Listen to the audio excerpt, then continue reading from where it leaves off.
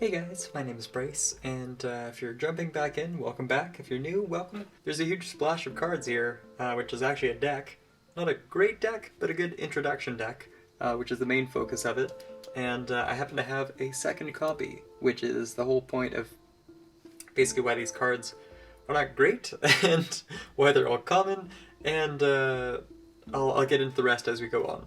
So anyway, if you haven't seen the previous video, what I did is I basically tried to pick and choose which of the cards I might potentially play with if I had, dire situations to only play with this. In this case, though, this is the format that I'll show you in the sort of deck list that I basically constructed these decks to be played as. We have one copy of Dark Eradicator Warlock. It's fairly simple to search in this deck because of a few cards. We have two Dark Magicians, and we also do have a Gemini Elf in here. Gemini Elf is good because she's a normal spellcaster, which can be searched through one of the cards we'll mention later. We have three Skilled Dark Magicians. I have so many of these. Well, I shouldn't say that. I'm not a huge collector of Yu-Gi-Oh! And so when I say a lot, I say 7. But that's, certainly more than I need to use. And I only have, I think, 1 in my actual Dark Magician deck. Oh yeah, that's another thing.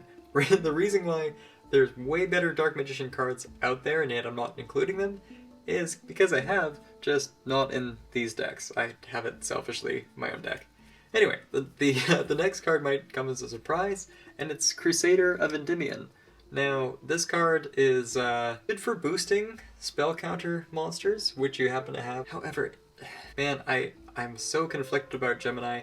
If you have a dedicated deck for Gemini, great. It's got a great effect, but it also relies on you having a lot of spell counters.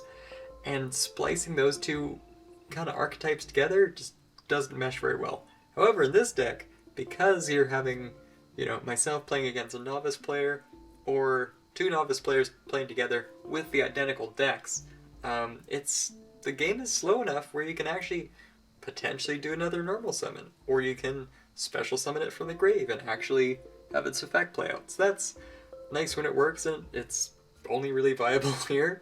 But it does work, so that's useful. Then we have Dwarf Star Dragon Planeteer. This is the main searcher for Dark Magician and his upgraded Eradicator Warlock. Then we have Magician's Valkyria, just for a bit of protection for spellcasters. Even though it's not super strong, considering the deck, it's like a nice kind of intro to the idea of protection and things like that. Then we have One Shadowell Hound, just because I had 2, and it's got decent attack, and if you have it face down, and your opponent destroys it from, something like Magical Dimension, for example, then you can actually have its, effect go off and things like that. So players can either, really have to consider for the first time if they're, attacking a face-down monster or trying to delete it off, but, having repercussions. Then we have Blue Dragon Summoner, and this is the reason why I said to have Dark Magician and also to have Gemini Elf in the deck. You can still get that effect if you've depleted both your Dark Magicians. Then you have Puppet Plant, which is really weird to have in a main deck. Pretty much every game it's come out, as a very useful tool. Then you have Magician's Robe at 2. Yes, I do have more of these to spare from all the Dark Magician support I've had so far. Then we have Green Turtle Summoner. It's kind of like a Old Vindictive Magician, if you know or have heard, but it's actually got pretty beefy defense for a flip monster. So it might actually survive and still get its effect to destroy a monster your opponent controls, which is nice. Then you have Dark Magic Curtain. You only want to have 1 because a lot of people are upset when they first learn about the game and how important life points are, and then you might have to pay half of them to get this effect off for your clutch monster. But it's good to have in dire straits.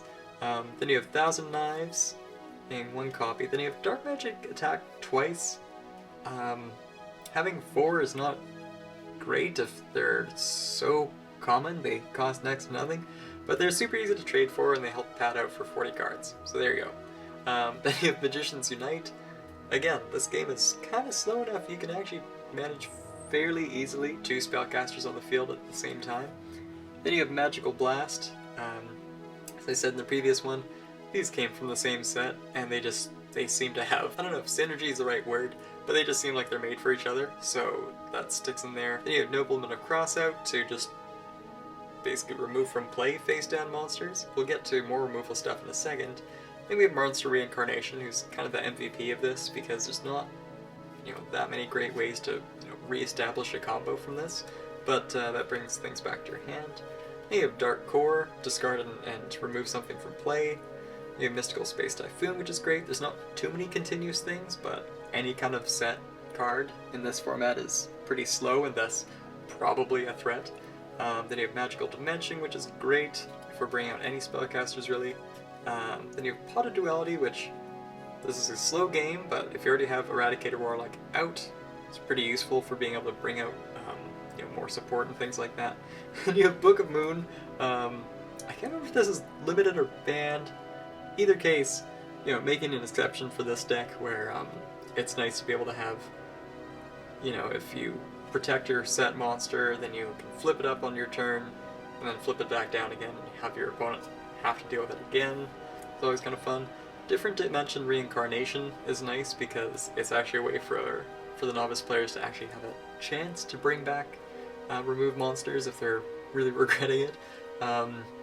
Magician's Left Hand, because there's a few things that get benefits from having spells, mostly, Skill Dark Magician and stuff. Your opponents just don't want to have traps go off and things like that, so that's the use for Left Hand. Then you have Double Spell, because these are identical decks. There's the one case where you can pretty confidently say you're going to get good use out of Double Spell. Sorry, I'm getting glare off these cards. Then you have Mirror Force, going back in time into old school Yu-Gi-Oh! Very threatening card of the whole deck. Then you have the First Monarch, which is so complementary to a Dark Magician deck where if you need to make 2 tributes for a regular tribute summon, this is kind of the go-to card for it. And it's nice, it's one of the few more defensive cards that you have.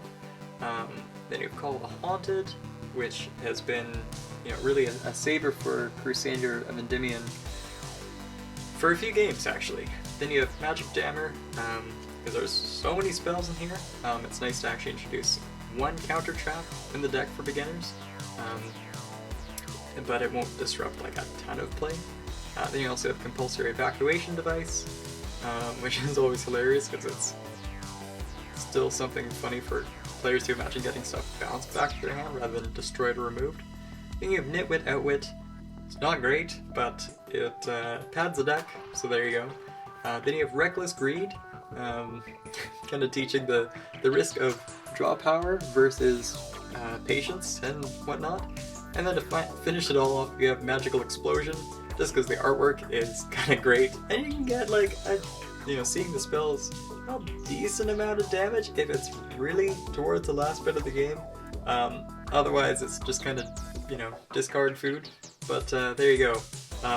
It's certainly not the most pristine, polished spellcaster deck. So this is kind of what I teach my friends to play Yu-Gi-Oh! With and things like that. Also remember, for nostalgia's sake, one of the first things I got into was Dark Magician from the show, so they'll be kind of familiar with it through that. And beyond that, though, there's like enough amount of decent combos sprinkled in with utility stuff that you can get nice variety out of each game, especially from what I've seen of my own playthroughs with myself against a new player versus new player. So that wraps it up for this video, guys. Hopefully you got a nice inspiration of how you can kind of like ease new players into the game without having extra deck stuff or anything that's like got a huge wall of text. Introduces like a few different archetypes and things like that and different effects, and that pretty much sums it up. Anyway, thanks for watching, guys, and I'll see you next time. My ever faithful companion, Dark Magician!